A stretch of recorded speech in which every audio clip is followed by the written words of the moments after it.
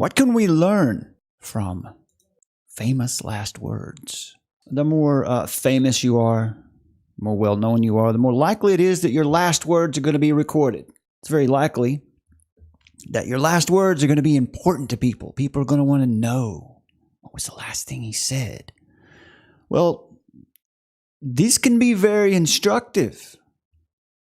There is no middle ground when we're talking about the spiritual war that's going on today in this world. There is no middle ground. You are either on God's side or you're on the side of the adversary.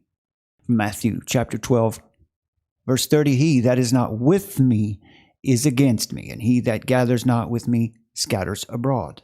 There is only one truth that does not change, that has not changed, that we have a lifeline out of the turmoil. The atonement and the offering of Christ for the sin of the world is the great argument that the law of God is binding upon every human being. We have the lifeline.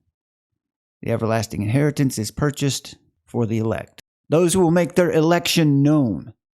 Richard Dawkins has stated that there's nothing at all that could ever possibly, nothing could convince him that there is a God.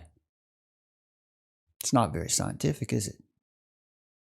Voltaire, the true champion of humanism, he said this: in 20 years' time, Christianity will be no more. Mind you, they've been saying that since the 1st century. Yet here we are. My single hand shall destroy the edifice it took 12 apostles to rear. Hear the arrogance and the self-confidence.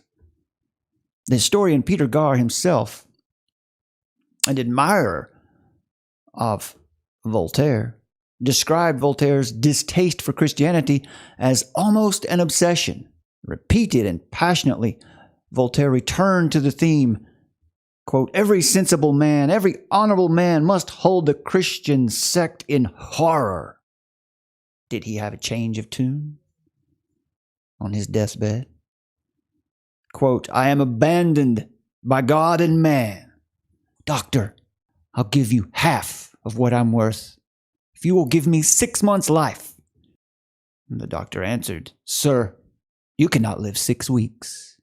And Voltaire replied, Then I shall go to hell, and you will go with me. Did he exit his mortal coil in peace? Was that a peaceful end?